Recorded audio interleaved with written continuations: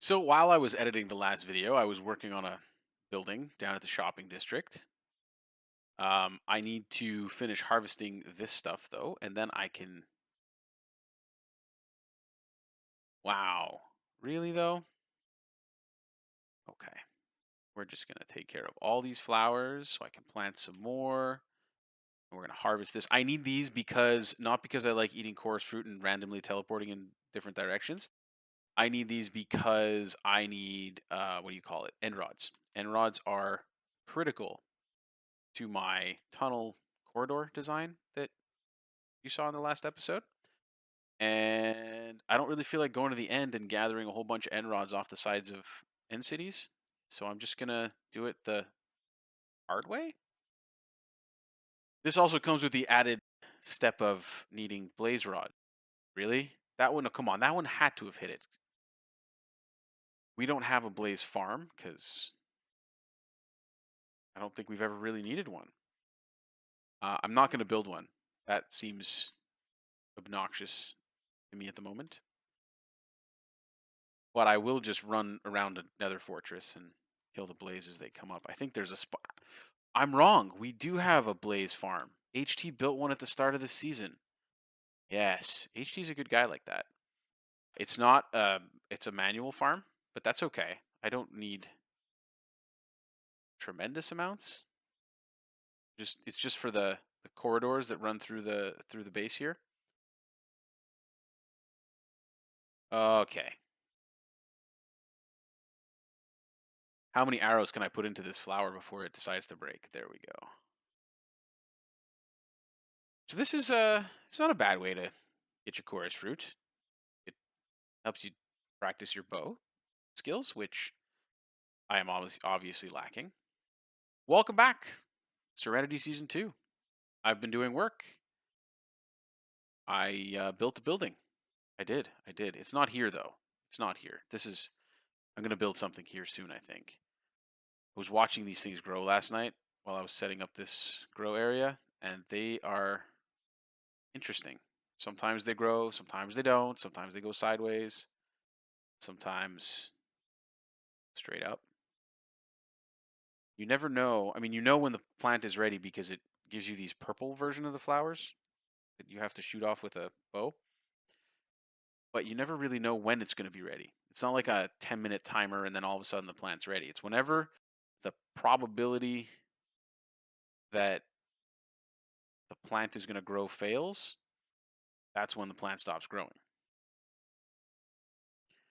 And it's all based on probabilities. See that node over here that just turned purple? That means that that branch of this tree is not going to grow anymore, so we can take those off. Yep. You bust these, you get all the fruits.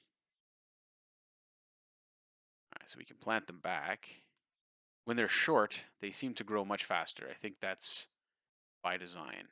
So I'm going to finish this up, and I'm going to go gather up all the stuff I need to take to the shopping district, and then I'll show you the building I built. I think it's really cool.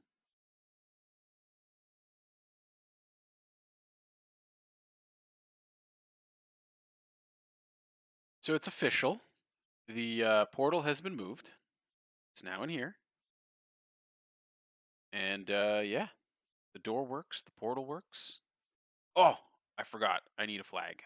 Okay. I guess I'm going. The base is now secure. Allegedly. Ah, the shopping district. In the last couple of days, there's been significant growth. Steph is working on this. This is Crazy Bernie's place. He's going to be selling wood, I believe. What? Oh, that's awesome. Mart. It says Mart. Okay. I guess he hasn't. Oh, he's selling wood. Okay, yeah, he's selling wood. Cool, cool, cool, cool, cool. I the doors with the skull calibrated skulk sensors, very cool touch. Yeah, so The building I've been building is this.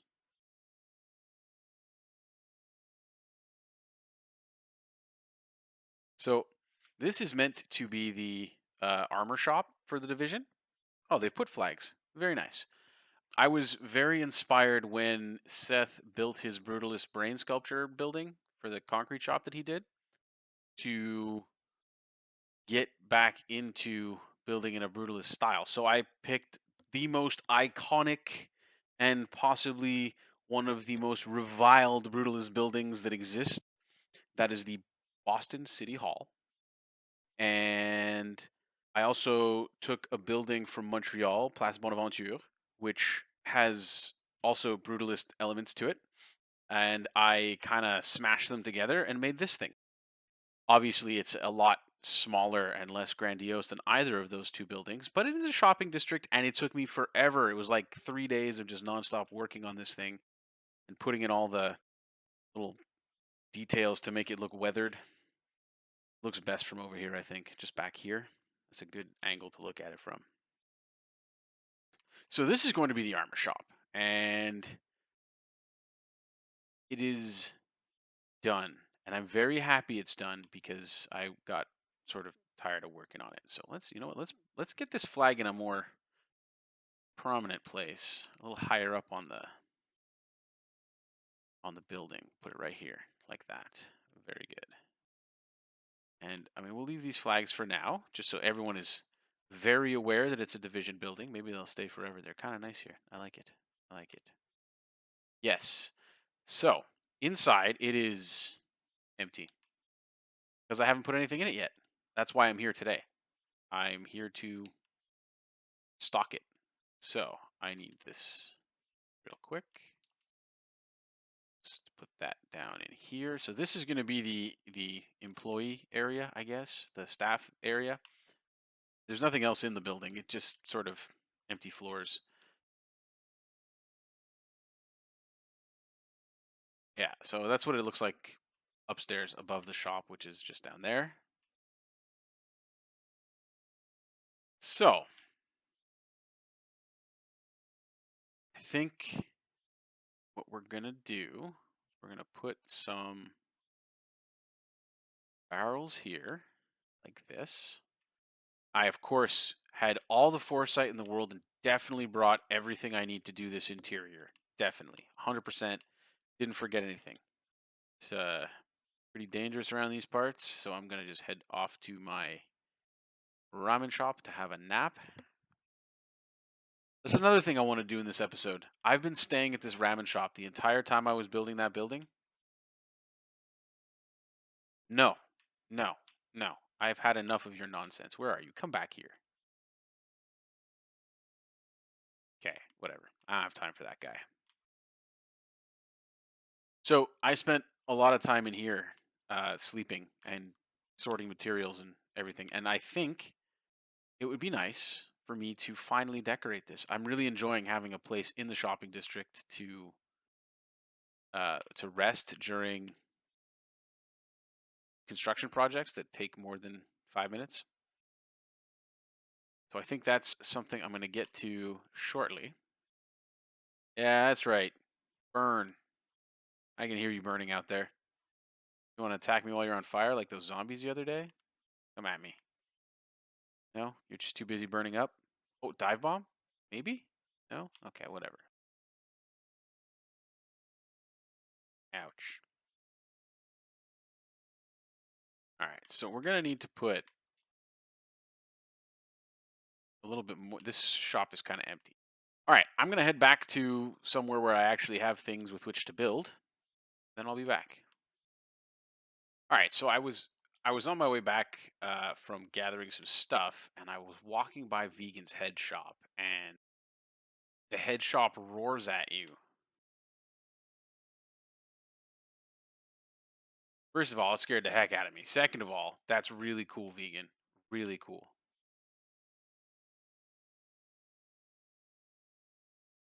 Anyways, so I of course gathered all my stuff, started setting up the shop, and then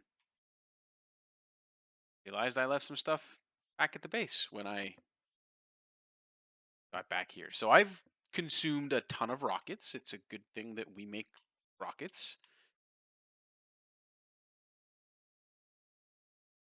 All right, so here's the shop. I'm thinking that is all we really need to do to finish it off. Maybe there's some additional stuff like we put a cash register here or something.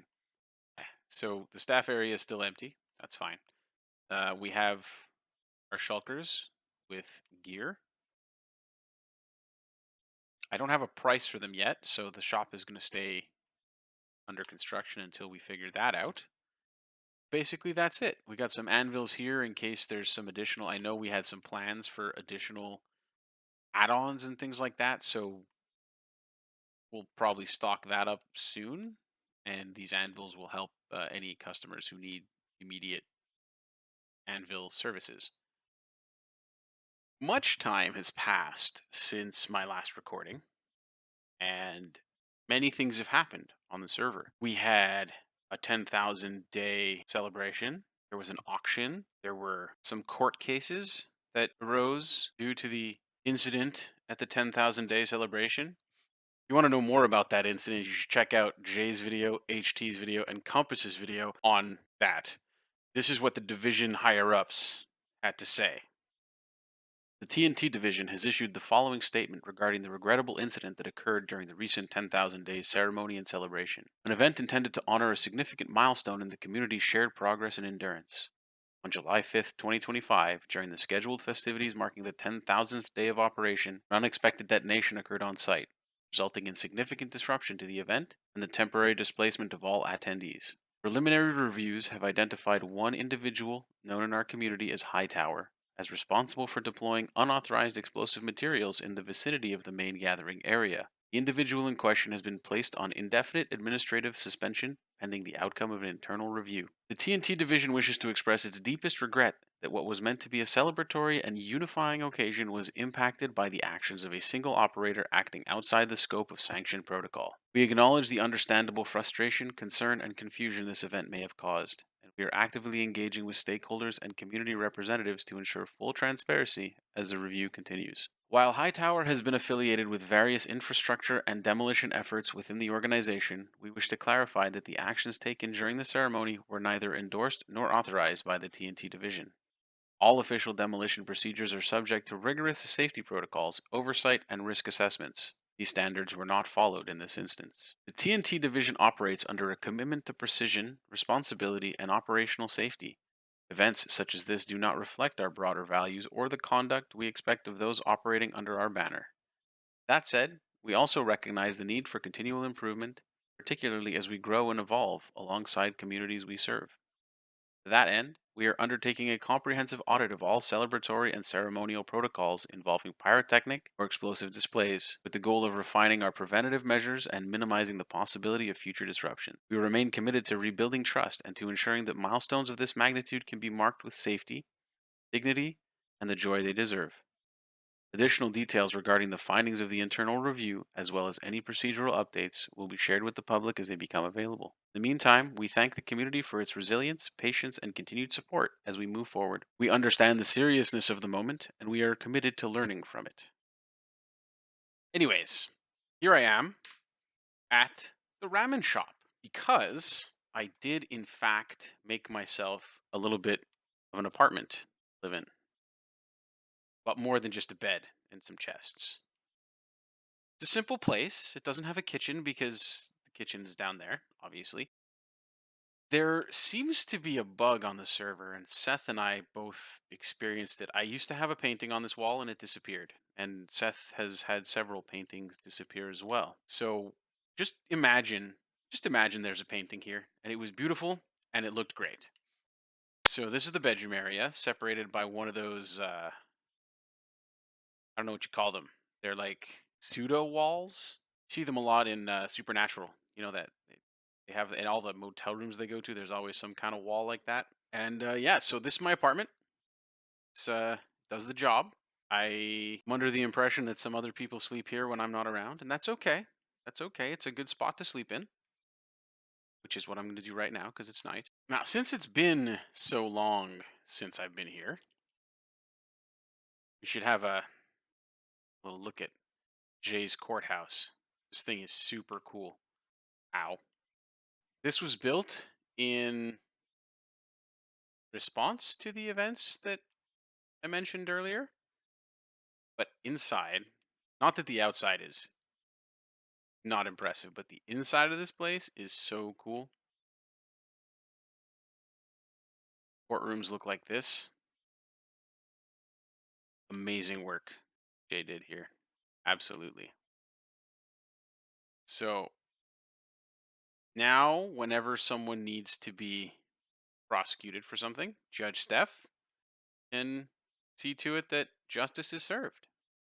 Speaking of Steph, we now have a bed and breakfast in the shopping district. Not sure if it's finished, so I'm just going to take a peek inside. Looks like this so far. There's chests everywhere, so I'm going to assume it's not finished, and yeah, the Triple B is coming soon. And we have a new member, Jack, who has gotten to work building some really nice stores out here. Got some fish for sale, sea pickles, axolotls, bucket returns. This is it's a really nice shop. And there is also this. I'm not really sure what this sells, but just have a look at the side of this place. This place is amazing. Floor is a little creaky though. I don't know. Jack, maybe wanna get on that. So the thing I need to finish my build is need some honeycomb. And Jay's shop here is fully stocked, ready to supply. Although slight complaint to management, there seems to be trapdoors. Okay. There seems to be no ender chest in here. So, like I'm gonna have to go next door, which is like really far. And look at all the hoodlums out here tonight. You know, I have to go next door. The brick shop. Okay, now we're back. Nighttime's over. The threat is handled. We're gonna throw Jay a little business because he's just a humble shop owner. And grab some of his honeycomb here. No, you can't stack the diamonds. You got to put them nice. In the last video, I think it was, I showed you guys this villager village that Jay has started, and Seth built the blood pyramid here out of some of the most annoying blocks to build out of in the game. And despite the fact that it's entirely made of redstone blocks, it looks really good. Anyways, so we are here in the village for a reason. The reason is that the thing I built is here in the village. And it is this thing. We've got all kinds of utility stuff. There's some masons in there. There's a temple church there. There's a blood pyramid and some single family dwelling. But if you want your village to be bustling with life, you need a lot of villagers. So I built an apartment.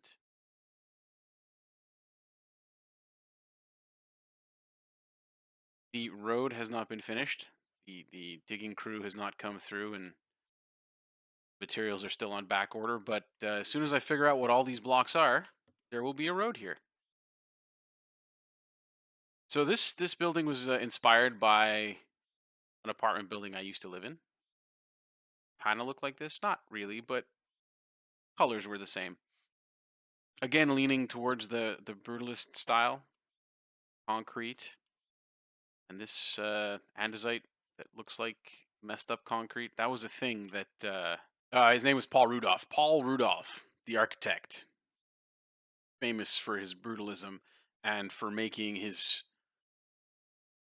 workers hit the concrete with a hammer to give it that dented look. If you've ever seen some of his buildings or buildings inspired by him, you'll know exactly what I'm talking about. Anyways, so it's an 8-unit apartment. There's 8 units. The back is bare, as you know, is tradition with Minecraft builds, especially of this nature, as it should be. And I obviously still have to clean up my mess here. But yeah, the inside is also, except for the lobby, I haven't quite decided. I want to put a couch in here or something just to give it a little bit of atmosphere, but I don't know what yet. So that'll come. But each apartment is furnished. Every floor is basically the same. Got a bed, a little kitchen, and a balcony that we can look out to Vegan's horse stables, which are really nice, by the way.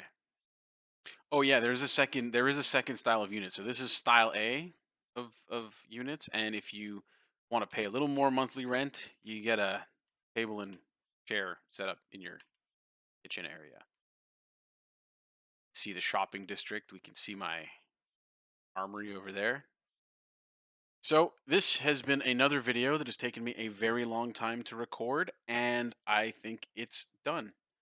I've shown all the things that I remember having built in that time frame, and I think it's time for me to start looking at making my own base. Thanks for watching.